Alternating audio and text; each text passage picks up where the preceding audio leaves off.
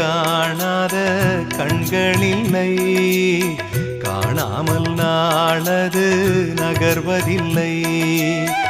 கண்ணன் என்றாலும் கள்வன் என்றாலும் கருணை புரிவான் ஸ்ரீ கிருஷ்ண பகவான்.